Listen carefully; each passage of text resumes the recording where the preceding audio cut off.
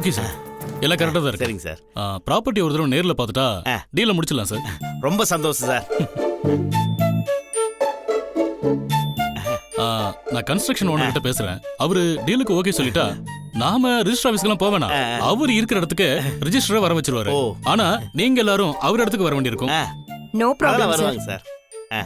நாங்க வந்துடுறோம். ஓகேங்க, அப்போ இந்த ஃபைல் என்கிட்டயே இருக்கட்டும். நான் அவங்க கம்பெனி லீகல் டிபார்ட்மெண்ட்ல கொடுத்து லீகல் ஒப்பீனியன் வாங்கணும்.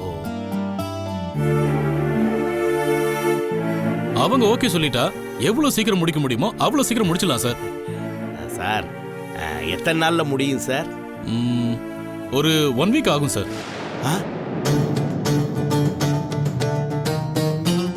1 வீக்கா?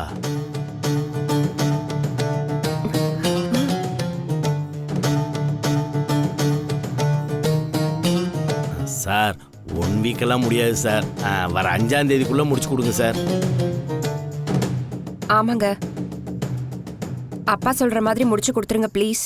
அது எப்படிங்க 5ஆம் தேதிக்குள்ள முடிக்க முடியும்? சார் சார் சார் நீங்க மனசு வச்சா முடியும் சார். கொஞ்சம் அவசரம் சார். ப்ளீஸ் நிலைமையை புரிஞ்சுக்குங்க சார்.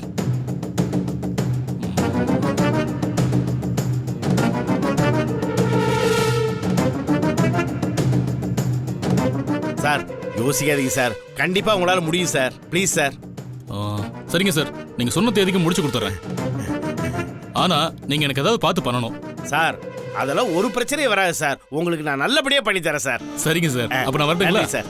வரேங்க. வரேங்கம்மா, வரேங்க.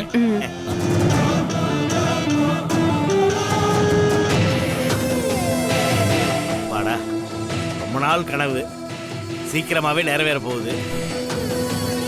மாப்பிள ஒன்றும் கவலைப்படாதீங்க. வர 5ஆம் தேதிக்குள்ள எல்லாம் நல்லபடியா முடிஞ்சதுக்கு அப்புறம் நீங்களும் உங்க தம்பியும் வீட்டை வித்தாச்சுங்கிற விஷயத்த உங்க அப்பா கிட்ட சொல்லி அவரை கன்வின்ஸ் பண்ண வேண்டியது உங்க பொறுப்பு.